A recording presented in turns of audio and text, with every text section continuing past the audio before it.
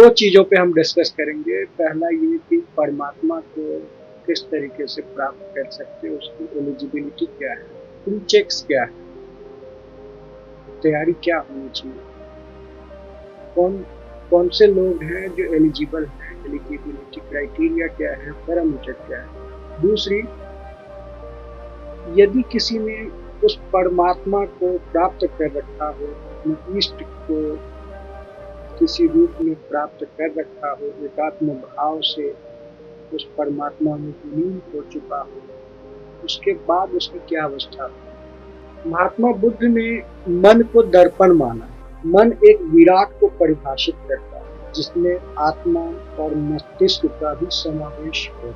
मन या मस्तिष्क आईना है, इस बात का क्या अर्थ, क्या रेलिवेंस है और तुम्हें इससे क्या लेना है। ओके, पहले आईना का स्वरूप समझ लो। दर्पण बस सामने वाली चीज को ही प्रकट करे, अपने पास कुछ नहीं। अगर रख सकता तो शायद आईना एक स्पेस कैरी करता। आईना बस आईना। बुद्ध ने मन को आईना कहा है। क्या मतलब? मनुष्य का मस्तिष्क और मन भी बिल्कुल दर्पण से खाली है। खाली इतना कि उसे किसी भी चीज की जरूरत महसूस नहीं, स्वभाववश या नेचुरली एम्प्टी हो, और भरा इतना हो कि उसमें रत्ती भर भी बाहरी चीजों का समावेश हो ही नहीं पाए। बुद्ध के इस कथन का अर्थ बड़े दूर है।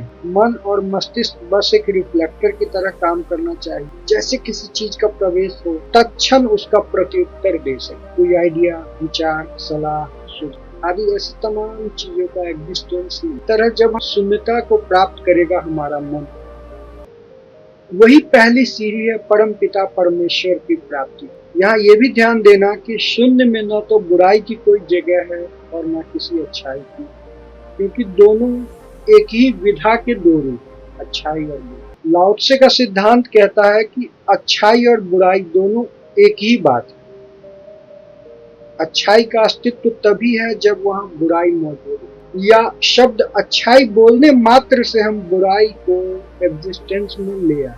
तो हमारा जो मस्तिष्क है, मन, प्राण है, वह बिल्कुल साफ और खाली दर्पण की तरह व्यवहार करता है। और यही वो समय है जबकि बंद रहस्य सुलझाए जा सकते हैं। ईश्वर के संपर्क साधना तभी संभव जब विचार शून्य और साफ मन प्राण का संचार। बुद्ध ने आगे कहा है कि ईश्वर प्राप्ति वही कर पाता है जिसने अपने आप को विचार और शून्य कर, न सुख न दुख न घृणा प्रेम न पाप न पुण्य न मोह न संन्यास, बस शून्य और कुछ नहीं, क्योंकि शून्य ही उपयुक्त है पूर्णता को पाने के लिए। यही चीज जीसस ने भी कहा, I tell you the truth, unless you change and become like little children, you will never enter the kingdom of heaven. Buddha और जीसस के कथन ऊपर से कॉन्ट्राडिक्टिंग प्रतीत होंगे, विरोधाभासी लगेंगे, पर गहरे सघन अर्थ में दोनों का भाव एक है। विचारों का शून्य होना और ईश्वर प्राप्ति के मार्ग पर बच्चों जैसा बन जाओ। ऊपरी तौर पर ऐसा लगता है कि बच्चों का विचार शून्य कैसे होता है, सबसे ज्यादा विचारशील तो बच्चे हैं। फिर दोनों एक ही चीज कैसे हैं? बुद्ध ने विचार शून्य कहा है और जीसस ने कहा है कि मेरे पिता के किंगडम में वही जा पाएगा जो बाल मन जैसा बन जाए, बाल कृष्ण। वास्तव में बच्चों के मन में जो विचार पैदा होता है वह एक तरीके का जिज्ञासा मात्र, चीजों को, वातावरण को, चतुर्दिक घट रही घटनाओं को जानने की इच्छा हमसे ज्यादा छोटे बच्चों में, पर उसे जानने के बाद उसे गांठ बांधना या उस पर गहन विचार या चिंता करना हमारा काम हो सकता है, बच्चों का नहीं। बस दर्पण की भांति जो सामने आए उसका प्रतिबिंब खींच लेना, यही बालपन है। पर अंदर कोई भाव, कोई विचार नहीं, वह तो मौलिक रूप से विचार शून्य। 5-7 साल के किसी बच्चे को बोलो कि हम तुम्हें शुद्ध दूध पिलाते, तो उसका मन शुद्ध शब्द को पकड़ पाता है। शुद्ध क्या? दूध शुद्ध है, अशुद्ध भी हो सकता है। तत्क्षण उस बच्चे के माइंड, मस्तिष्क उन चीजों को कैच कर पाता होगा, अदरवाइज उसका मन शून्य से भरा है। कभी हम समझाते हैं कि सदा सत्य बोलो, चोरी मत करो, तो उस बच्चों में उस शब्दों का ऋणात्मक अर्थ जानने की इच्छा प्रकट होती है। वरना उसे क्या पता कि सत्य क्या है या असत्य क्या है। चोरी, ईमानदारी, शुद्ध अशुद्ध इत्यादि भाव क्रमशः हमसे छोटे छोटे बच्चों में ट्रांसफर होते हैं। रैदास कनक और कनक माही, जिमी अंतर कुछ नहीं, तैसे ही अंतर नहीं हिंदुअन तुर्कन में। रैदास कहते हैं कि जिस तरीके से कंगन और कंचन में कोई फर्क नहीं, दोनों में सोने को ही दे, वैसे ही इंसान इंसान में कोई फर्क नहीं। कोई हिंदू हो सकता है, कोई तुर्क हो सकता है, कोई हिंदू हो, अगर वो इंसान इंसान। रैदास के लिए तो कोई अंतर ही न बचा, बस एक समय। दो चीजें हैं, एक की परम की प्राप्ति कैसे हो सकता है, जिसका हम लोगों ने अभी डिस्कस किया, और दूसरी चीज है उस परम तत्व परमात्मा को पाने के बाद की स्थिति, अर्थात जिसने उसे पा लिया है उसका स्वरूप कैसा होगा, उसका बिहेव कैसा होगा। दादू दयाल के अनमोल और अमृत वचन इस बात को समझाने में तुम्हारी मदद करेगा। दादू साचा गुर मिल्या, साचा दिया दिखाई, साचे सो साचा मिल्या, साचा रहा समा। अर्थात जब सच्चे खोजी को सच्चा राह बताने वाला मार्गदर्शक, सच्चा गुरु मिल जाता है, तो चतुर्दिक सच अर्थात स्थिर ब्रह्म दिखाई देने लगता है। और मजे की बात ये कि जब एक सच्चा खोजी जब उस परम सत्य को प्राप्त कर लेता है, तो फिर उसकी वापसी नहीं होती, बल्कि उस परम सत्य में रच बस जाता है, समा जाता है, विलीन हो जाता है, महासागर बन जाती है। यही उसकी चाह है, पूर्णता है। रही मन बात अगम्य की, कहन सुनन को नहीं, जो जानत सो कहत नहीं, कहत ते जानत नहीं। बड़ा ही गूढ़ रहस्य छिपा हुआ है रहीम के इस दोहे में, और बड़े ध्यान से इस अर्थ को समझिए। कहते हैं कि ये बात ही अगम्य की है। अगम्य में अ उपसर्ग है और गम धातु। गम धातु का संस्कृत में दो अर्थ है, चलना और दूसरा अर्थ है जानना या टू नो। शाब्दिक अर्थ है जिसे जाना न जा सके या जिसका पार न पाना जा सके। दोनों का ही शाब्दिक अर्थ जानने की। रहीम कहते हैं कि ये बात ही अगम्य की है, कहने और सुनने जैसी कोई चीज है ही नहीं। ईश्वर को न कहा जा सकता, न सुना ही जा सकता। आगे कहते हैं कि तमाम लोग उस अगम्य को किसी भी तरह जान गए हैं, वो किसी से कहते नहीं। और ऐसे तमाम लोग तुम्हारे आसपास मिलेंगे जो ईश्वर प्राप्ति का दावा तो करते हैं, पर वास्तव में वे उन्हें जानते ही नहीं। ऐसा मानो कि संपूर्ण जगत एक चार दीवारी सा घिरा हुआ है, जेल जैसा, जिसे पार नहीं किया जा सकता। दिखाई दी जाने वाली, अनुभव की जाने वाली तमाम चीजें इस कारागार के अंदर कैद। इन्हीं संसार से हमारे तुम्हारे बीच के कहीं ऐसे कोई परम ज्ञानी, परम खोजी कोई ऐसा हो जिसने किसी तरकीब से संसार रूपी दीवार को पार कर अनंत आनंद में ईश्वर के धाम को प्राप्त कर लिया। तो क्या ऐसा संभव है कि वो व्यक्ति पुनः ये कहने आए कि मैंने इस संसार के मोह माया से विलग परमात्मा की प्राप्ति कर ली?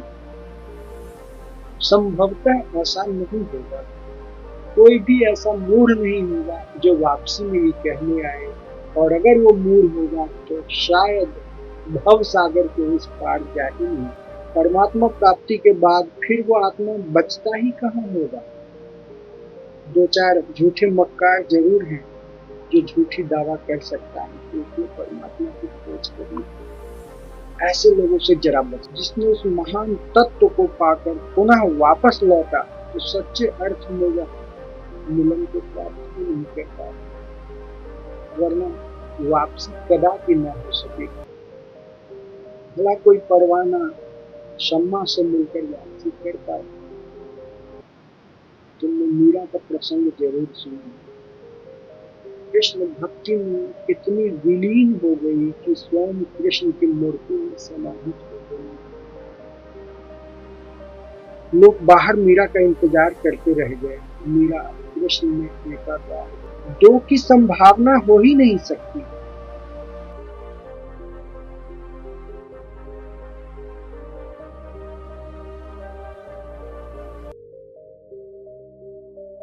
भाव तब तक है जब तक हरि का प्रादुर्भाव तुम्हारे अंदर नहीं हुआ, और मैं हूं का भाव जब तक रहेगा हरि तुमसे दूर ही रहेगा। जिस क्षण जिस पल मैं का विचार खत्म होगा फिर तो सिर्फ हरि ही रहेंगे, क्योंकि वही हमेशा से थे, हैं और रहेंगे। इस अर्थ में तुम स्वयं ब्रह्म हो। पर ये कहना कि मैं ब्रह्म हूं, अगेन मैं का प्रादुर्भाव ही चीजों को खराब कर। बस ब्रह्म है इतना काफी है बोलचाल के लिए। अंगुलीमाल की घटना बड़ी निराली है। लोगों को मारकर उसकी उंगली काटकर माला पहनना उसका जैसे पेशा बन गया। और अकस्मात उस जंगल में अपना बुद्ध से मुलाकात क्या हुई। अंगुलीमाल ने बुद्धत्व के करीब पहुंच गया, जैसे बुद्ध में समाहित हो गया। पूरा राज्य जिस अंगुलीमाल से थर-थर कांपता था, आज वह बुद्ध के पीछे हो गया। आंखें नम, मन करुणा से भरी। बुद्ध से उसका मिलन वास्तव में ऐसा हो ही नहीं सकता कि तुम मंदिर जाओ और वापस वैसा ही लौट आओ।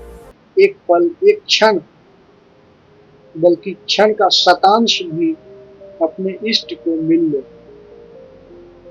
फिर तो एकाकार हो ही जाना। बस वो तसल्ली, वो भाव, वो लगन चाहिए। महावीर ने तो कुछ क्षण के ध्यान में ही इष्ट प्राप्ति का मार्ग बताया, पर वो क्षण समर्पित हो, पूर्ण समर्पित, और कहीं कुछ दिखाई न दे, सुनाई न दे, स्वयं तुम भी कहीं विलीन हो जाओ। मैं तुम की बात ही न बचे, फिर देखना उस महाज्योति में तुम निमग्न हो जाओगे, पूर्ण विलीन।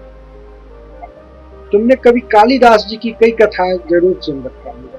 कहते हैं जब धोखे से कुछ विद्वानों ने उनकी शादी परम विदुषी राजकुमारी से कर दी और बाद में कालिदास को अपमानित करके राजमहल से भगा दिया गया, उस क्षण जैसे कालिदास की तंद्रा टूट गई, नींद टूट गया, मन जैसे उद्विग्न हो गया, अपमान बर्दाश्त न कर पाया और स्वाध्याय में लग गए, विद्या अर्जन में लग गए। कथा है कि दिन रात एक एक पल, एक एक क्षण कालिदास ने पठन पाठन में अपने को लगा दिया और अंततः माँ काली की शरण में पहुंच गए। जन श्रुति ये भी है कि माँ काली की कृपा से उस रात कालिदास ने नालंदा विश्वविद्यालय की जितनी किताबें पलटे वो सारा कंठस्थ हो गया। पर वास्तव में गहरे अर्थ में देखे तो कालिदास खुद किताब के प्रतिरूप बन गए थे। किताब और कालिदास में जैसे अंतर ही न बचा, संपूर्ण मन प्राण विद्या को समर्पित कर बैठा, तब जाकर कालिदास एक महान कवि कालिदास कहला पाया। यही डेडिकेशन, यही लगन भाव और एकात्मता चाहिए, फिर कहाँ अंतर बचेगा तुम में और उस परमात्मा में। और अंतर है भी कहाँ, रचयिता और रचना कभी अलग किया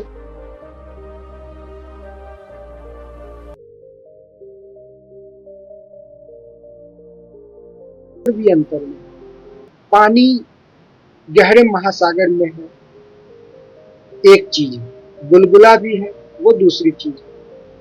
लेकिन गौर से देखना तो वो पानी के बुलबुले और पानी में प्राइमरली कोई अंतर नहीं, दोनों पानी का ही प्रतिरूप। इसी तरीके से आत्मा और परमात्मा हमें दिखाई दे सकता है दो अलग अलग, लेकिन वास्तविक तौर पर दोनों एक ही। बस तुम अपनी दृष्टि को विकसित करना। मैं मुझ में अब शेष नहीं है, दृग क्या दो से चार हुआ। जीत जीत सब हार गया मैं, जीता जब सब हार गए। उस महान हार को जब अंगीकार कर लोगे, सर्वस्व उसे न्यौछावर कर सकोगे, कुछ भी शेष न छोड़ोगे, सब अर्पण कर पाओगे, तो बदले में चिर अस्थाई जीत मिलेगी और फिर कोई हरा नहीं पाएगा वापस में।